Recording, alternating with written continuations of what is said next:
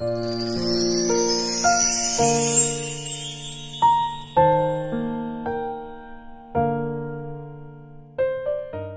व्यक्ति काफी दिनों से परेशान चल रहा था, जिसके कारण वह काफी चिड़चिड़ा व तनाव में रहने लगा था। वह इस बात से परेशान था कि घर के सारे खर्चे उसे ही उठाने पड़ते हैं। पूरे परिवार की जिम्मेदारी उसी के ऊपर है। किसी न किसी रिश्तेदार का उसके यहाँ आना जाना लगा ही रहता है। इन्हीं बातों को सोच सोच कर वह काफी परेशान रहता था। अपने इसी मानसिक तनाव के चलते वह बच्चों को अक्सर डांट देता। वह उसका अपनी पत्नी से भी ज्यादातर समय किसी न किसी बात पर झगड़ा चलता ही रहता। एक दिन उसका बेटा उसके पास आया और बोला, पिताजी मेरे स्कूल का होमवर्क करा दीजिए। वह व्यक्ति पहले से ही तनाव में था, तो उसने बेटे को डांट कर भगा दिया। लेकिन जब थोड़ी देर बाद उसका गुस्सा शांत हुआ तो वह बेटे के पास गया। उसने देखा कि बेटा सोया हुआ है और उसके हाथ में उसके होमवर्क की कॉपी है। उसने कॉपी उठाकर देखा और जैसे उसने कॉपी नीचे रखनी चाहिए, उसकी नजर होमवर्क के टाइटल पर पड़ी। होमवर्क का टाइटल था, वे चीजें जो हमें शुरू में अच्छी नहीं लगती लेकिन बाद में वे अच्छी ही होती है। इस टाइटल पर बच्चे को एक पैराग्राफ लिखना था, जो उसने लिख लिया था। उत्सुकतावश उसने बच्चे का लिखा हुआ पढ़ना शुरू किया।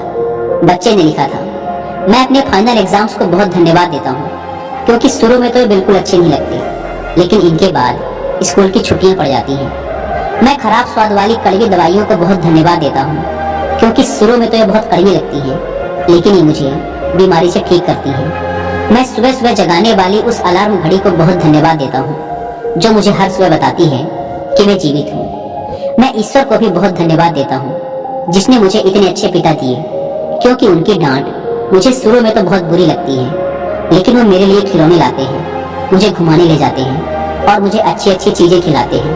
और मुझे इस बात की खुशी है कि मेरे पास पिता है, क्योंकि मेरे दोस्त सोहन के तो पिता ही नहीं है। बच्चे का होमवर्क पढ़ने के बाद वह व्यक्ति जैसे अचानक नींद से जाग गया हो, उसकी सोच बदल सी गई। बच्चे की लिखी बातें उसके दिमाग में बार बार घूम रही थी। खासकर उस आखिरी वाली लाइन ने तो उसकी नींद ही उड़ा दी थी। फिर वह व्यक्ति थोड़ा शांत होकर बैठा और उसने अपनी परेशानियों के बारे में लिखना शुरू किया। मुझे घर के सारे खर्चे उठाने पड़ते हैं। इसका मतलब है कि मेरे पास घर है और ईश्वर की कृपा से मैं उन लोगों से बेहतर स्थिति में हूँ जिनके पास घर नहीं है। मुझे पूरे परिवार की जिम्मेदारी उठानी पड़ती है। इसका मतलब है कि मेरा परिवार है, बीवी है, बच्चे हैं और ईश्वर की कृपा से मैं उन लोगों से ज्यादा खुशनसीब हूँ जिनके पास परिवार नहीं है और वो दुनिया में बिल्कुल अकेले हैं। मेरे यहाँ कोई न कोई मित्र या रिश्तेदार आता जाता रहता है। इसका मतलब है कि मेरी एक सामाजिक हैसियत है और मेरे पास मेरे सुख दुख में साथ देने वाले लोग हैं। ये सब विचार आते ही उसने हाथ जोड़ दिए और आसमान की तरफ देखकर बोला, हे ईश्वर, तेरा बहुत बहुत धन्यवाद। मुझे माफ करना, मैं तेरी कृपा को पहचान नहीं पाया। इसके बाद उसकी सोच एकदम से बदल गई। उसकी सारी परेशानी, सारी चिंता एकदम से जैसे खत्म हो गई हो। उसने अपने अंदर एक अजीब सी शांति महसूस की। वह भागकर अपने बेटे के पास गया और सोते हुए बेटे को गोद में उठाकर उसके माथे को चूमने लगा और अपने बेटे को तथा ईश्वर को धन्यवाद देने लगा। हमारे जीवन में जो भी परेशानियां हैं, हम जब तक उनको नकारात्मक नजरिए से देखते रहेंगे, तब तक हम परेशानियों से घिरे ही रहेंगे। लेकिन जैसे ही हम उन्हीं चीजों को, उन्हीं परिस्थितियों को सकारात्मक नजरिए से देखना शुरू कर देंगे, हमारी सोच एकदम से बदल जाएगी। हमारी सारी चिंताएं, सारी परेशानियां, सारे तनाव एकदम से खत्म हो जाएंगे और हमें मुश्किलों से निकलने के नए नए रास्ते दिखने शुरू हो जाएंगे। किसी ने क्या खूब कहा है कि उनके लिए हमेशा फूल मौजूद होते हैं जो फूल देखना चाहते हैं। महाभारत के एक संवाद में मृत्यु के पश्चात दानवीर कर्ण की आत्मा ने भगवान श्री कृष्ण से पूछा, मेरी माँ ने मुझे जन्म लेते ही त्याग दिया, क्या ये मेरा अपराध था कि मेरा जन्म एक अवैध बच्चे के रूप में हुआ? द्रोणाचार्य ने मुझे शिक्षा देने से मना कर दिया, क्योंकि वो मुझे क्षत्रिय नहीं मानते थे, क्या ये मेरा कसूर था? परशुराम जी ने मुझे शिक्षा दी, साथ ही ये श्राप भी दिया कि मैं अपनी विद्या भूल जाऊंगा, क्योंकि वो मुझे क्षत्रिय समझते थे। भूल बस एक गाय मेरे तीर के रास्ते में आकर मर गई और मुझे गौवध का श्राप मिला। द्रौपदी के स्वयंवर में मुझे अपमानित किया गया, क्योंकि मुझे किसी राजघराने का कुलीन व्यक्ति नहीं समझा गया। यहाँ तक कि मेरी माता कुंती ने भी मुझसे अपना पुत्र होने का सच अपने दूसरे पुत्रों की रक्षा के लिए स्वीकारा। मुझे जो कुछ मिला दुर्योधन की दया स्वरूप मिला, तो क्या ये गलत है कि मैं दुर्योधन के प्रति अपनी वफादारी रखता हूँ? श्री कृष्ण मंद मंद मुस्कुराते हुए बोले, कर्ण, मेरा जन्म जेल में हुआ था। मेरे पैदा होने से पहले मामा कंस के रूप में मेरी मृत्यु मेरा इंतजार कर रही थी। जिस रात मेरा जन्म हुआ उसी रात मुझे मेरे माता पिता से अलग होना पड़ा। तुम्हारा बचपन रथों की धमक, घोड़ों की हिनहिनाहट और तीर कमानों के साए में गुजरा। मैंने मेरे बचपन में गायों को चराया और गोबर को उठाया। जब मैं चल भी नहीं पाता था तब मेरे ऊपर कई प्राणघातक हमले हुए। कोई सेना नहीं, कोई शिक्षा नहीं, कोई गुरुकुल नहीं, कोई महल नहीं। मेरे मामा ने मुझे अपना सबसे बड़ा शत्रु समझा। जब तुम सब अपनी वीरता के लिए अपने गुरु व समाज से प्रशंसा पाते थे उस समय मेरे पास शिक्षा भी नहीं थी। बहुत बड़ी उम्र के बाद मुझे ऋषि संदीपनी के आश्रम में जाने का अवसर मिला। कम से कम तुम्हें अपनी पसंद की लड़के से विवाह करने का अवसर तो मिला, मुझे तो वो भी नहीं मिला। राधा जो मेरी आत्मा में बसती थी, मुझे उसका त्याग करना पड़ा। मुझे बहुत सारे विवाह सिर्फ राजनीतिक कारणों से या उन स्त्रियों से करने पड़े जिन्हें मैंने राक्षसों से छुड़ाया था। जरासंध के प्रकोप के कारण मुझे अपने परिवार को यमुना से ले जाकर सुदूर प्रांत में समुद्र के किनारे बसाना पड़ा। दुनिया ने मुझे कायर कहा, धोखेबाज कहा। यदि दुर्योधन युद्ध जीत जाता तो विजय का श्रेय तुम्हें भी मिलता, लेकिन धर्मराज के युद्ध जीतने का श्रेय अर्जुन को मिला। मुझे कौरवों ने अपनी हार का उत्तरदायी समझा। हे कर्ण, किसी का भी जीवन चुनौतियों से वंचित नहीं है। सबके जीवन में सब कुछ ठीक नहीं होता। बस समस्या यह है कि हर किसी को अपनी परेशानियां ही सबसे बड़ी लगती है। सत्य क्या है और उचित क्या है, ये हम अपनी आत्मा की आवाज से स्वयं निर्धारित करते हैं। इस बात से कोई फर्क नहीं पड़ता कितनी बार हमारे साथ अन्याय होता है। इस बात से कोई फर्क नहीं पड़ता कितनी बार हमारा अपमान होता है। इस बात से कोई फर्क नहीं पड़ता कितनी बार हमारे अधिकारों का हनन होता है। फर्क सिर्फ इस बात से पड़ता है कि हम उन सब का सामना किस प्रकार करते हैं। जो लोग विपरीत परिस्थितियों में भी सकारात्मक सोचते हैं उनके जीवन की कई परेशानियां कम हो जाती हैं। ऐसे हालातों में नकारात्मक विचार हमारे काम को और ज्यादा बिगाड़ सकते हैं, इसलिए हमेशा सकारात्मक रहना चाहिए। इस संबंध में एक लोक कथा प्रचलित है।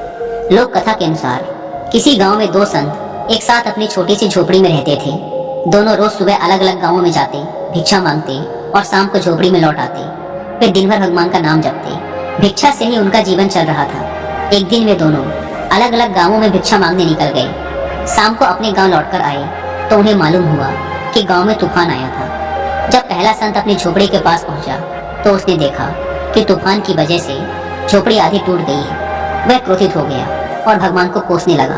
संत ने सोचा कि मैं रोज भगवान के नाम का जप करता हूँ, मंदिर में पूजा करता हूँ। दूसरे गांवों में चोर लुटेरे लोगों के घर तो सही सलामत हैं और हमारी झोपड़ी तोड़ दी। हम दिन भर पूजा पाठ करते हैं लेकिन भगवान को हमारी चिंता नहीं है। ये भगवान भी कितना बेरहम है।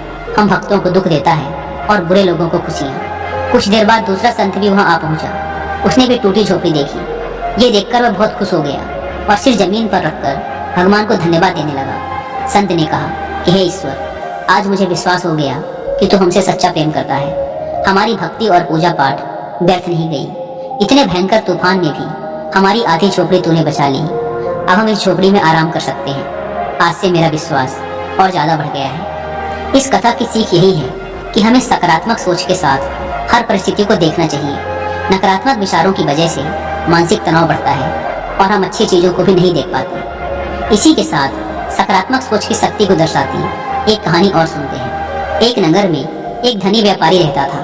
एक दिन व्यापार के सिलसिले में वह यात्रा पर निकला। मार्ग में एक घना जंगल था जिसे पार कर उसे अपने गंतव्य तक पहुंचना था, लेकिन चलते चलते वह बहुत थक गया था। इसीलिए एक वृक्ष के नीचे वह सुस्ताने के लिए बैठ गया। सुस्ताते हुए उसे प्यास लगने लगी, लेकिन वह पानी लेकर नहीं चला था। वह सोचने लगा, काश मेरे पास थोड़ा पानी होता जिससे मैं अपनी प्यास बुझा पाता। उसके यह सोचते ही एक चमत्कार हुआ और उसके समक्ष पानी से भरा एक घड़ा प्रकट हो गया। पानी से अपनी प्यास बुझाकर वह तृप्त हो गया। कुछ देर बाद उसे भूख लगने लगी, लेकिन उसके पास भोजन नहीं था। वह खुद से बोला, कितना अच्छा होता यदि एक थाल में स्वादिष्ट भोजन मुझे मिल जाता, मेरी भूख मिट जाती। उसके ये बोलने के साथ ही पुनः चमत्कार हुआ और विभिन्न व्यंजनों से सजी एक थाल उसके सामने प्रकट हो गई। उसने पेट भरकर भोजन किया, जिसके बाद उसे नींद आने लगी। वह मन ही मन बुदबुदाया, मैं इस पथरीली जमीन पर कैसे सोऊंगा, काश यहाँ एक नरम बिस्तर होता। पलक झपकते ही उसके सामने एक आरामदायक बिस्तर प्रकट हो गया। वह उस बिस्तर पर लेट गया। उसे महसूस होने लगा मानो वह स्वर्ग में है, जहाँ एक के बाद एक उसकी सभी इच्छाएं पूर्ण होती जा रही हैं। वह अनभिज्ञ था कि जिस वृक्ष के नीचे वह लेटा हुआ है वह कोई साधारण वृक्ष नहीं, बल्कि एक कल्प वृक्ष है जिसमें सभी इच्छाओं को पूरा करने की शक्ति है। बिस्तर पर लेटे लेटे अचानक उसके दिमाग में ख्याल आया कि वह वन तो कई प्रकार के जंगली जानवरों से भरा हुआ होगा जो किसी भी क्षण वहां आ सकते हैं। ऐसे में तो वह खुद की रक्षा भी नहीं कर पाएगा। जैसे उसके दिमाग में ये विचार आया, कहीं से एक खुखार शेर वहां आ गया। शेर को अपने समक्ष पाकर वह इतना भयभीत हो गया कि वहां से भाग भी न पाया। शेर ने उस पर हमला कर दिया और उसे मारकर खा गया। इस प्रकार एक नकारात्मक विचार ने उसकी जान ले ली। इसीलिए कहा जाता है कि मनुष्य अपने विचारों से गतिमान होता है। सकारात्मक विचार सर्वदा सकारात्मक परिणाम की ओर ले जाते हैं। इसीलिए हमेशा सकारात्मक सोच रखनी चाहिए। गौतम बुद्ध ने कहा है कि ब्रह्मांड की सारी शक्तियाँ पहले से हमारी हैं। वो हम ही हैं जो अपनी आंखों पर हाथ रख लेते हैं और फिर रोते हैं कि कितना अंधकार है। और जहाँ तक प्रसन्नता की बात है, यह पहले से निर्मित कोई चीज नहीं है, बल्कि यह हमारे ही कर्मों से आती है।